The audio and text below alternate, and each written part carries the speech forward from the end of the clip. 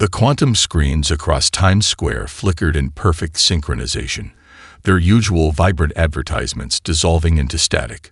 Sarah Matthews paused mid-stride, her coffee forgotten in her hand as every display, from the towering billboards to the personal devices of startled pedestrians, transformed into a singular broadcast. The being that appeared wasn't human. Its crystalline flesh refracted light in impossible ways, creating prismatic patterns that hurt to look at directly. Multiple appendages moved with fluid grace as it adjusted what appeared to be a translation device. When it spoke, its voice resonated from every speaker and device simultaneously, the words clear but carrying an otherworldly harmonic that made Sarah's skin crawl. "People of Earth," the creature began, "I am first speaker Nexus of the Galactic Concordat. Your species has been monitored since your first radio transmissions reached our sensors. Today, we deliver our judgment." The streets of New York fell silent. Even the perpetual honking of frustrated drivers ceased as the gravity of the moment settled over the crowd. Sarah noticed a young boy clutching his mother's hand, his eyes wide with wonder rather than fear. She envied his innocence. Humanity's technological progression has exceeded acceptable parameters, the first speaker continued. Your advancement curve threatens the stability of established galactic civilization. The Concordat's Council of 47 has reached a unanimous decision. Earth must be contained. Murmurs rippled through the crowd. A businessman near Sarah laughed nervously, probably assuming this was some elaborate marketing stunt. That illusion shattered when massive ships materialized in the sky above every major city on Earth. Their hulls seemed to bend light itself, creating aurora-like displays that painted the clouds in alien colors. The terms are not negotiable, First Speaker Nexus declared. Humanity will be restricted to its solar system. Any attempt to develop faster-than-light technology or establish colonies beyond Mars will result in immediate extinction-level response. This is not a punishment, but a necessity. Your species' aggressive expansion potential cannot be allowed to destabilize millennia of careful order. The International Space Station's feed appeared in a corner of every screen, showing similar ships positioning themselves at strategic points throughout the solar system. Humanity's first contact with alien life wasn't a greeting. It was a cage being locked. At the United Nations emergency session, hastily convened within hours of the announcement, General Elizabeth Carson slammed her fist on the podium. "They're afraid of us," she declared to the assembled representatives. Think about it. A coalition of 47 advanced species delivering an ultimatum to a civilization that's barely reached its own moon. This isn't about protecting galactic stability. It's about control. President Chen of the Asian Alliance leaned forward in his seat.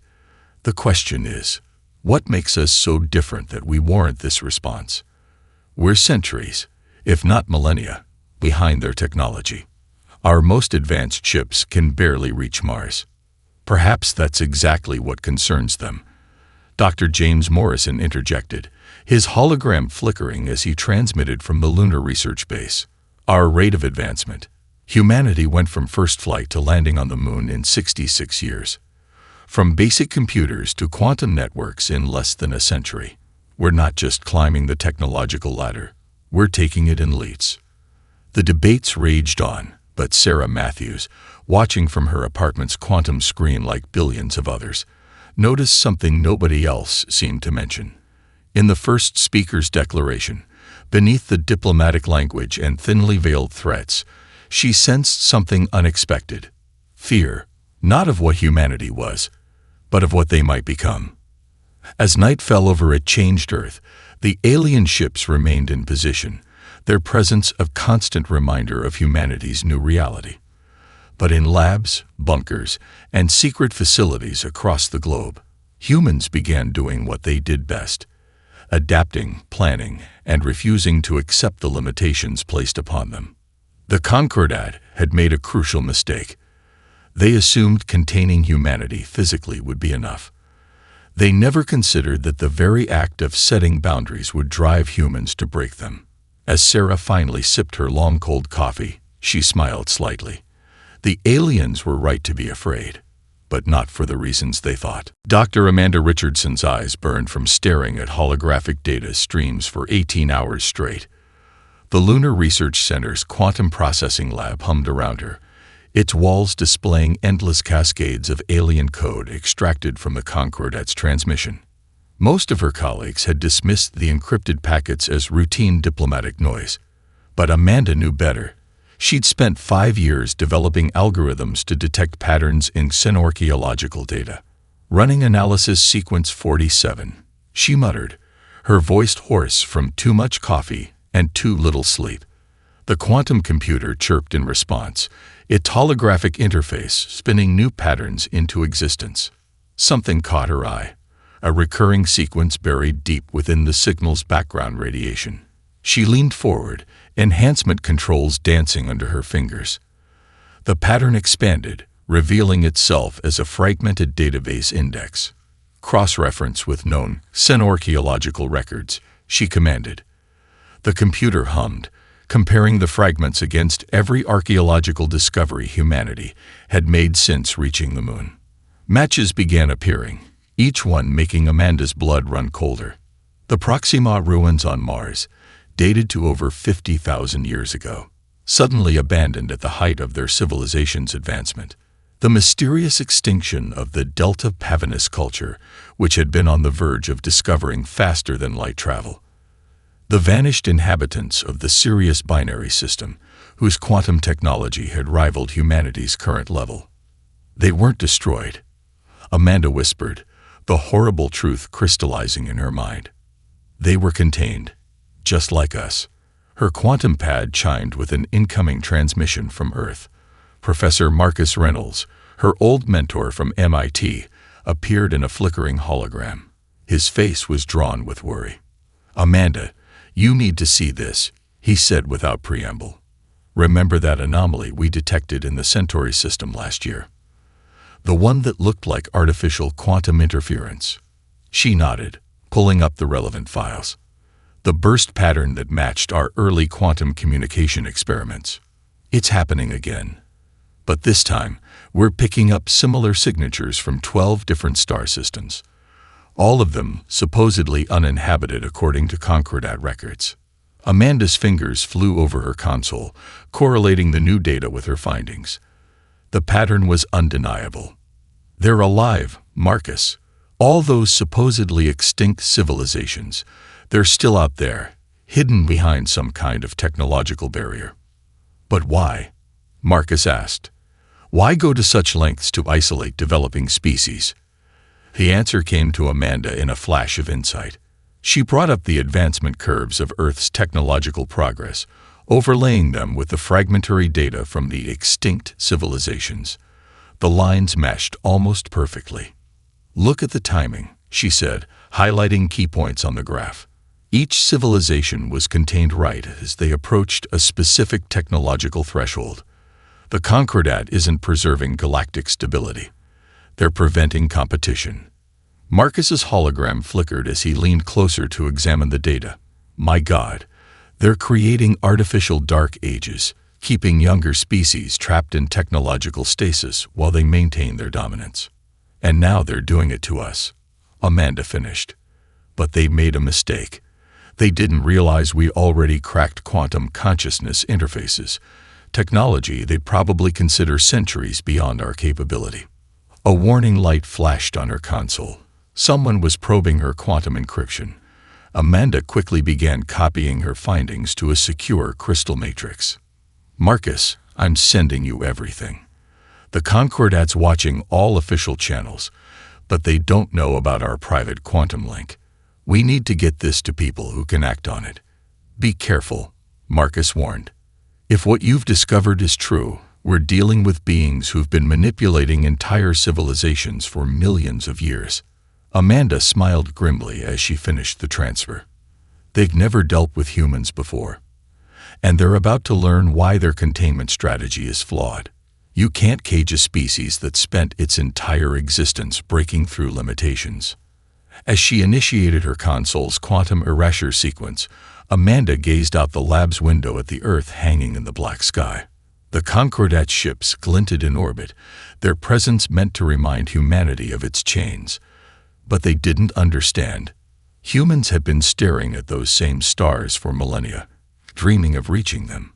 No alien force could contain that dream forever. Colonel James Marshall stood in the heart of Project Prometheus, 3 miles beneath the Pacific Ocean. The facility's quantum-shielded walls thrummed with power as he watched technicians prepare for humanity's greatest gamble. On massive holographic displays, status readings from 100 secret installations pulsed in sync. "Status report," he commanded, his voice carrying across the command center. Dr. Elena Rodriguez, head of quantum physics, stepped forward. Her dark eyes sparkled with barely contained excitement. "The consciousness interface is stable, sir. We've successfully masked the quantum signatures using the ocean's electromagnetic field. As far as the Concordat sensors are concerned, this is just another deep-sea thermal vent." Marshall nodded, studying the latest data from their orbital surveillance. Above them, the alien ships maintained their watchful guard, completely unaware of what was happening in the depths below. Their arrogance was becoming humanity's greatest advantage. "Begin Phase 1. Marshall ordered. "Contact all sleeper cells." Across the globe, hidden quantum receivers activated. While the world's governments made a show of dismantling their space programs and publicly accepting the Concordat's restrictions, Project Prometheus had been quietly preparing for this moment. In the Sahara Desert, underground fabricators began producing quantum-enhanced ships designed to slip between space-time. Beneath the Antarctic ice, crews loaded specialized colonization equipment into vessels that could fold space itself. Deep in the Amazon rainforest, geneticists prepared seed banks and biological samples for humanity's greatest exodus. "Sir," Elena called out, her voice tense with urgency, "we're detecting increased scanning activity from the Concordat vessels. They might be suspicious of the power fluctuations." Marshall smiled grimly. "Let them scan. They're looking for conventional energy signatures, warp fields, or antimatter reactions. They can't detect what their science says is impossible." The breakthrough had come 6 months earlier when Elena's team discovered that human consciousness, properly interfaced with quantum systems, could create microscopic wormholes. The Concordat, for all their advanced technology, had never explored this possibility. Their rigid, hierarchical thinking had become their blind spot. "First wave launching in 5 minutes," announced Commander Sarah West from her station. On the main screen, green lights began flickering as hidden launch sites reported ready status. Marshall keyed his quantum comm, broadcasting to all Prometheus sites on their secure network. "This is Colonel Marshall. Today, we prove that humanity cannot be contained. Our ancestors looked up at the stars and dreamed of reaching them. The Concordat thought they could cage that dream. They were wrong." In installations across Earth, crews made final preparations. These weren't traditional astronauts. They were pioneers, selected and trained in absolute secrecy. Families would disappear tonight, slipping away to distant stars while the Concordat's watchers remained blind to their passage. "First wave, you are clear for quantum transition," Elena announced. "Consciousness interfaces active. Wormhole matrices stable." Throughout the facility, screens displayed the miracle happening above. Ships no larger than passenger aircraft, their hulls laced with quantum consciousness interfaces, began slipping between the folds of spacetime. There was no flash of light, no surge of energy. They simply ceased to exist in normal space, guided by the focused will of their crews through passages that the Concordat science insisted couldn't exist. "Sir," Elena reported, her voice thick with emotion. "First wave successfully transitioned. Quantum beacons confirm arrival at target systems." Marshall watched as more ships vanished into the quantum night, carrying with them the seeds of humanity's future. The Concordat had expected them to rage against their chains, to attempt some dramatic breakout that could be easily detected and stopped. Instead, humanity had found a way to simply step between them. "Begin Phase 2, he ordered, "and send Dr. Richardson's data to all colony sites. They need to understand what we're really fighting against. As the exodus continued, Marshall gazed at the classified star charts showing their target systems. Somewhere out there, other contained civilizations waited, unaware that their long isolation was about to end. Humanity wouldn't just break free. They would liberate every species the Concordat had tried to cage. The age of containment was ending, not with the bang of warfare, but with the whisper of quantum transitions in the dark. Ambassador Krell's crystalline form shimmered in the secure quantum projection chamber, his multifaceted eyes reflecting light in patterns that made the human scientists squint. The Arthaxian diplomat had risked everything to establish this clandestine connection with Earth's hidden command center. Your species has achieved something remarkable. Krell's translated voice resonated through the chamber. In just 2 centuries, you've progressed from primitive combustion engines to quantum manipulation. Do you understand how unprecedented that is? Dr. Elena Rodriguez exchanged glances with Colonel Marshall before responding. We assumed rapid technological advancement was normal for spacefaring species. A sound like crystalline wind chimes echoed through the chamber. An Arthaxian laugh. Normal. The Concordat took 12,000 years to achieve what humanity has done in 200. The Zabraxians needed 8,000 years to master atomic theory. The quantum lords of Centauri Prime required 15 millennia to understand basic spaceflight. Marshall leaned forward, his eyes narrowing. Then why contain us? If we're so advanced, why not welcome humanity into your galactic community? Because you terrify them, Krell replied, his crystalline form pulsing with subtle colors. The Council of Elders has ruled the Concordat for millions of years through careful control of technological progression. They determine which species advances and when. They orchestrate the pace of galactic development like conductors of an endless symphony. Elena's quantum pad chirped with incoming data. Krell was transmitting classified Concordat records. These are the development curves of every known spacefaring species, she announced, projecting the information into the air. Look at this. They're all nearly identical, rising at the same careful pace, with the same plateaus at key technological markers. Exactly, Krell confirmed. Except for Earth. A new line appeared on the projection, shooting upward at an almost vertical angle compared to the others. Your species doesn't just learn. You innovate. You make intuitive leaps that bypass centuries of gradual development. The Concordat's models can't predict your advancement because you don't follow any pattern they recognize. Marshall studied the data with growing understanding. That's why they're so insistent on containing us. We're not just a threat to their power. We're a threat to their entire system of control. The Arthaxians have watched this pattern repeat for eons, Krell continued, his form flickering with what might have been emotion. The Council finds species with potential, isolates them, and slowly feeds them approved technologies over millennia.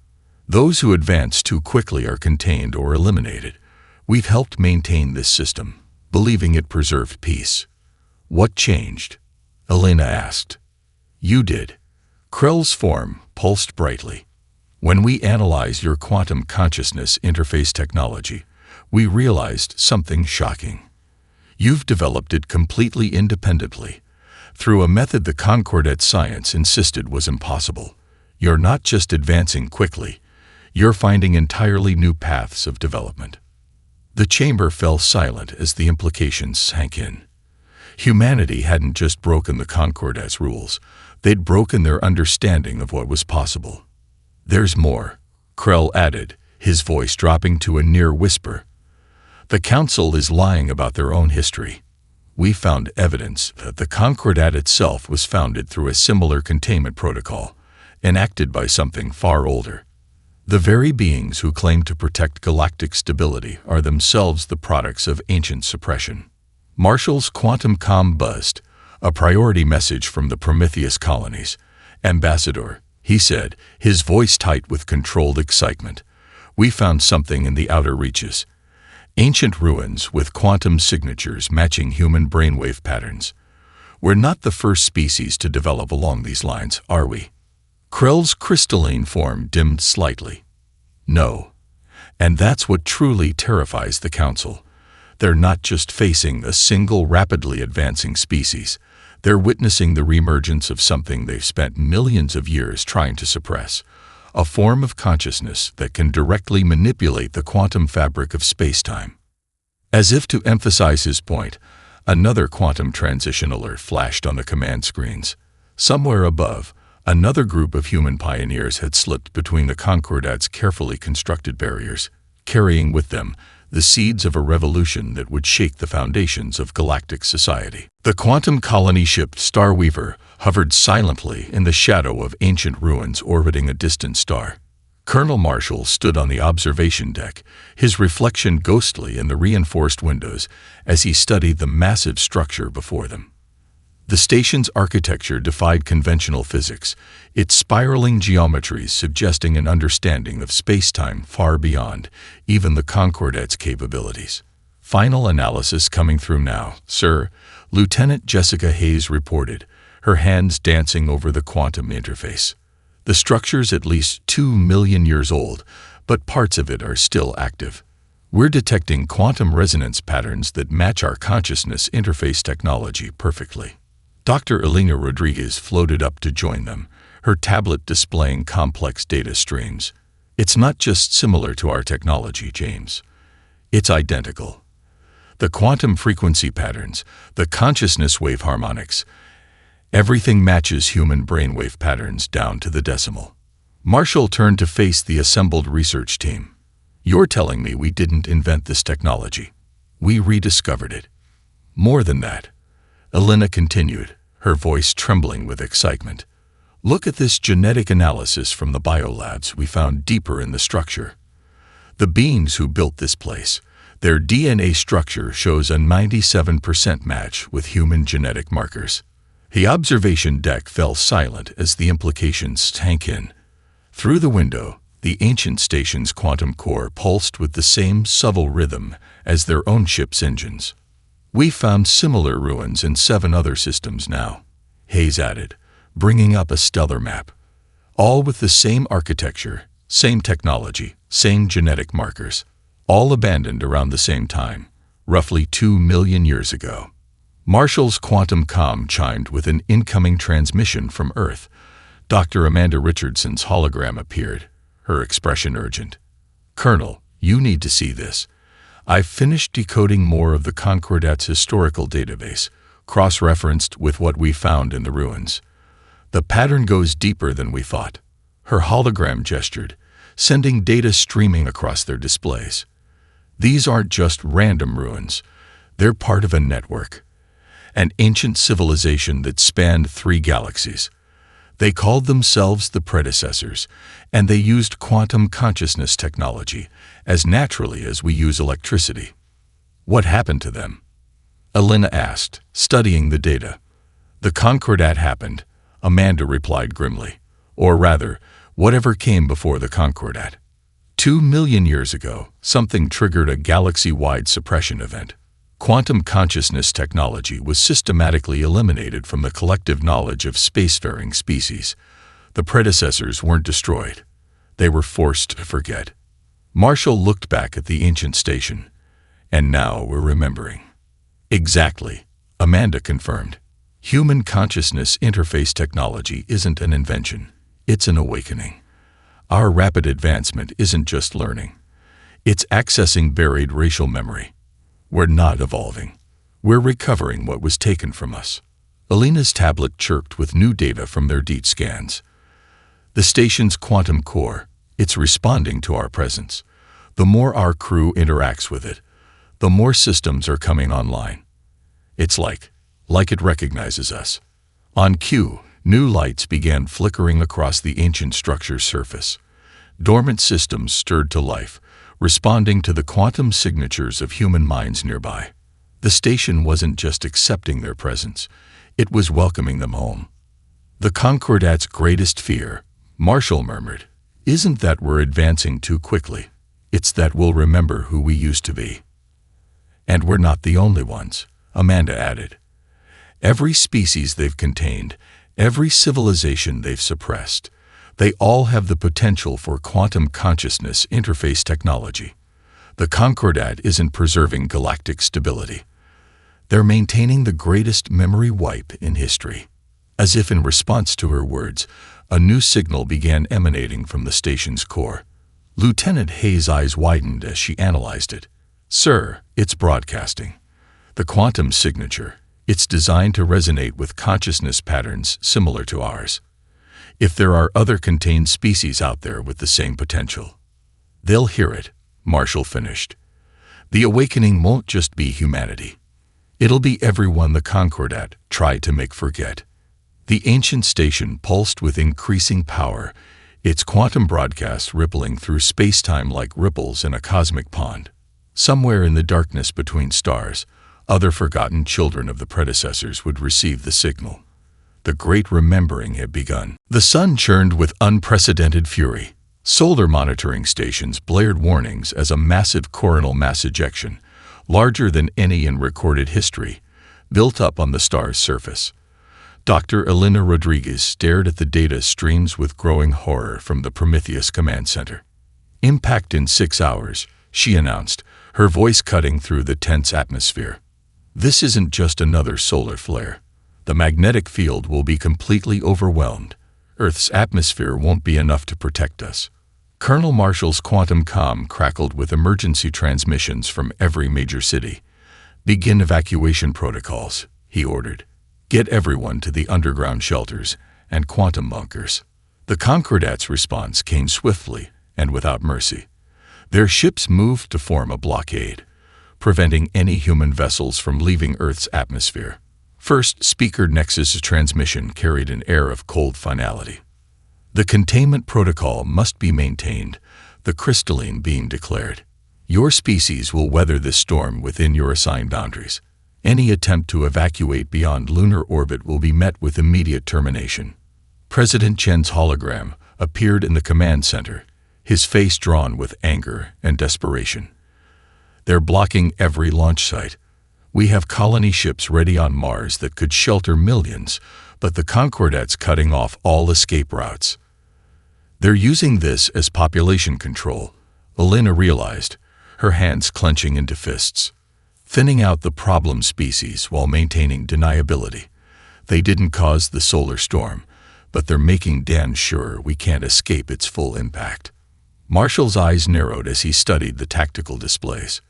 "Then it's time for the Phoenix Protocol. Contact all quantum consciousness interface stations. Prepare for emergency phase shift." Elena's eyes widened. "James, we've never attempted a shift on this scale, moving entire cities into parallel spacetime." "We don't have a choice," Marshall cut in. "Humanity's about to show the Concordat exactly what they're trying to contain." Around the globe, hidden quantum generators powered up. In major cities, seemingly decorative architecture revealed itself as massive consciousness interface arrays. The technology they'd rediscovered from their ancestors was about to serve its true purpose. "Quantum field generators at full power," Elena reported, monitoring the global network. "Consciousness interface arrays synchronized. Beginning population-wide neural link." Through quantum entanglement networks, billions of human minds connected. Not in a hive mind, but in harmony, each consciousness remaining distinct while contributing to the whole. The power of human thought, amplified and focused through technology older than the Concordat itself, began to reshape reality. The Concordat ships detected the power buildup too late. First Speaker Nexus's transmission betrayed the first hint of fear their species had ever shown. "What are you doing? This level of quantum manipulation is impossible without." The transmission cut off as the impossible happened. New York City shimmered and shifted, its entire mass sliding sideways into a parallel dimension of spacetime. Tokyo followed, then London, Beijing, Moscow. One by one, Earth's major population centers vanished from normal space. In orbit, the Concordat ship's sensors frantically scanned the quantum fluctuations, their crews witnessing something their science had declared impossible. Humanity wasn't just surviving. They were using consciousness itself to bend the laws of physics. Phase shift complete. Elena announced, relief evident in her voice. 87% of Earth's population successfully transferred to safe harbor dimensions. The rest are secure in quantum-shielded bunkers. We can ride out the storm. The solar flare struck with apocalyptic force. But where the Concordat expected to witness the culling of a troublesome species, they instead saw something unprecedented. As the plasma wave washed over the planet, the phase-shifted cities remained safe in their quantum pockets of spacetime, protected by the combined power of billions of human minds working in concert. When the storm passed, the cities phased back into normal space, completely untouched. Humanity hadn't just survived. They had proven mastery over dimensions that the Concordat thought long lost to history.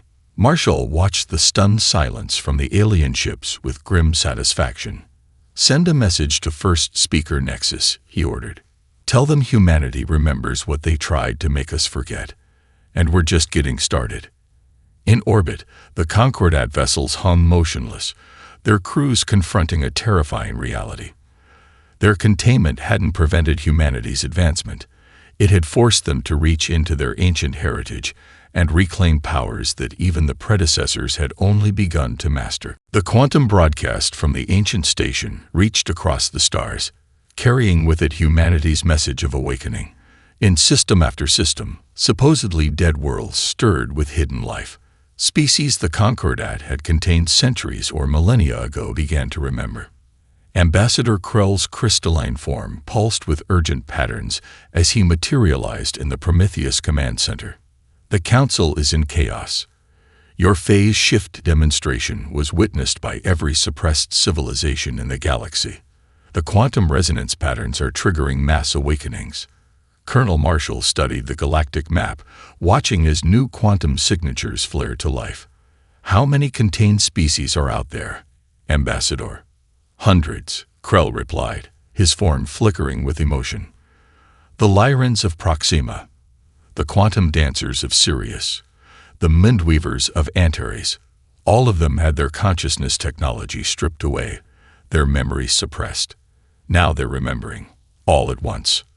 Dr. Elena Rodriguez's quantum interface lit up with incoming transmissions. "We're receiving signals from at least 30 different civilizations. They're all using variations of our consciousness interface technology. The patterns are similar but unique, like different dialects of the same language." "The Council never imagined this scenario," Krell continued. "They believed that even if one species broke containment, they could isolate and suppress it. But this, a synchronized awakening across the entire galaxy. Their control systems are completely overwhelmed. On the main display, footage streamed in from across known space. The Lyrans had reclaimed their ancient quantum cities, hidden beneath the ice of their contained world. The Syrian quantum dancers were breaking through their dimensional barriers, their ships appearing in real space for the first time in 10,000 years. "First Speaker Nexus is demanding an emergency session," Lieutenant Hayes reported from her communication station. "They're calling it the greatest crisis in Concordat history." Marshall's lips curved in a grim smile. "They're right about that. But not for the reasons they think." He turned to Elena. "How many of the awakened species have received our complete data package?" "All of them," she confirmed. "The truth about the Concordat, the suppression protocols, everything. We also included Dr. Richardson's research about the predecessors and our theory about quantum consciousness being our shared heritage."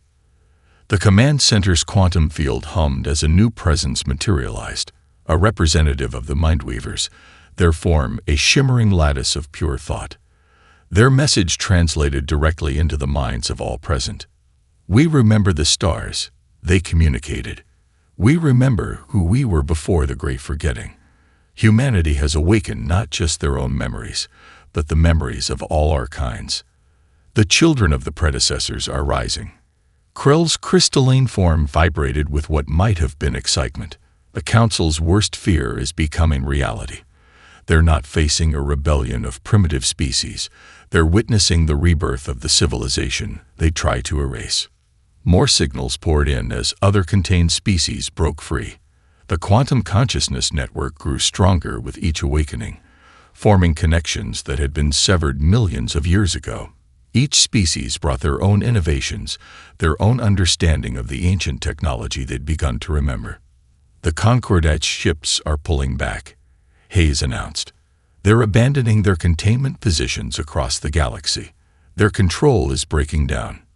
They never understood the true purpose of consciousness interface technology, Elena realized, studying the incoming data. They thought it was just another advancement to be controlled. But it's not about control, it's about connection. Each species uses it differently, but we're all part of the same quantum network. Marshall watched as the galactic map filled with new signatures, each representing another civilization breaking free of their chains. "Send a message to all awakened species," he ordered. "Tell them Earth stands ready to help coordinate our response. The age of containment is over." The Mindweaver's presence pulsed with agreement. The Concordat sought to prevent chaos by forcing stagnation. They forgot that true stability comes not from control, but from harmony. "Together, we will rebuild what was lost, not as a single empire, but as a symphony of consciousness, each species contributing its unique voice to the greater whole." As if in response to these words, the quantum network blazed with new connections, each awakened civilization adding its strength to the growing chorus of freed minds. The revolution wasn't just breaking chains, it was restoring the very foundation of galactic civilization itself. The great hall of the predecessor station hummed with quantum energy as representatives from 100 awakened civilizations gathered. The ancient chamber, dormant for millions of years, now blazed with consciousness signatures from across the galaxy. Colonel Marshall stood at the central podium, Earth's delegate to this historic assembly. First Speaker Nexus, no longer commanding but requesting entry, stood before the gathered species. The crystalline being's usual imposing presence seemed diminished among the brilliant displays of recovered consciousness technology. "The Concordat admits its error," Nexus announced, multifaceted form reflecting the chamber's light. "We sought to prevent chaos through control, to ensure stability through suppression. We were wrong. Fear of change doesn't justify the erasure of entire civilizations," Marshall responded, his voice carrying through the quantum-enhanced acoustics. "The galaxy doesn't need containment. It needs collaboration." Dr. Elena Rodriguez, working at a console nearby, projected a massive hologram of the quantum consciousness network that now spanned the galaxy. Countless points of light showed where awakened species had reconnected with their heritage, each adding their unique signature to the growing symphony of minds. "Look at what we've achieved in just months since the awakening," she said, highlighting the innovations. "The Lyrans have merged their ice crystal computing with quantum consciousness, creating data storage systems beyond anything we imagined. The Syrian quantum dancers have revolutionized space travel with their dimensional harmony drives." A Mindweaver representative floated forward, their thought form shimmering. "Each species expresses consciousness technology differently, shaped by their unique evolution and environment. This diversity is not a threat to stability. It is essential for growth." Ambassador Krell's crystalline form pulsed with agreement. "The Arthaxians see now what we helped suppress. The Concordat's fear of chaos blinded us to the possibility of natural harmony." The hologram shifted, showing the rapid advancement of awakened civilizations working together. Problems that had stumped individual species for millennia were being solved through collaborative consciousness linking. Environmental restoration, stellar engineering, quantum architecture, all flourishing under the new paradigm. "We propose a new covenant," Marshall announced, addressing not just the assembly, but the millions watching through quantum broadcasts across the galaxy. Not a Concordat built on control, but an alliance founded on mutual growth. Each civilization free to develop in their own way, while contributing to our shared advancement. The quantum dancers of Sirius demonstrated their support by creating a spectacular display of dimensional harmonics, their consciousness technology turning space itself into an aurora of possibility. Other species added their own expressions of agreement, the chamber becoming a celebration of diversity. "The predecessors didn't fail," Elena added, bringing up the latest archaeological findings. They didn't vanish. They evolved beyond the need for physical form, seeding their potential throughout the galaxy. We're not just their descendants. We're their legacy, each species expressing a different aspect of their achievement. First Speaker Nexus moved to the center of the chamber. The Concordat submits itself to the judgment of the awakened species. We offer our technology and knowledge, not as controllers, but as equals seeking to learn a better way. Marshall nodded, acknowledging the gesture. Welcome to the dawn of true collaboration. First Speaker. The chains of containment are broken, replaced by bonds of choice and mutual respect. Around them, the ancient station pulsed with power as representatives from across the galaxy linked their consciousness technologies. Each species contributed their unique perspective to the quantum network, creating something greater than the sum of its parts. The predecessor's legacy was not just remembered, but transcended. Let this mark the beginning, Marshall declared, his words echoing through the quantum consciousness network to every awakened world. Not of an empire or a hierarchy, but of an endless journey. Together, we'll explore not just the galaxy, but the very nature of consciousness itself. The assembly hall erupted in expressions of agreement, each species in their own way. The Lyrans sang in crystalline harmonies, the quantum dancers wove patterns of dimensional light, and the Mendweavers created sculptures of pure thought. As the celebration continued, Alina worked at her console, documenting this historic moment. You know, she said to Marshall, the Concordat was right about one thing. Humanity's advancement couldn't be contained. They just never understood that our greatest power wasn't our technology. Marshall smiled, watching the diverse species interact. No, he agreed. Our greatest power was showing the galaxy how to remember its dreams.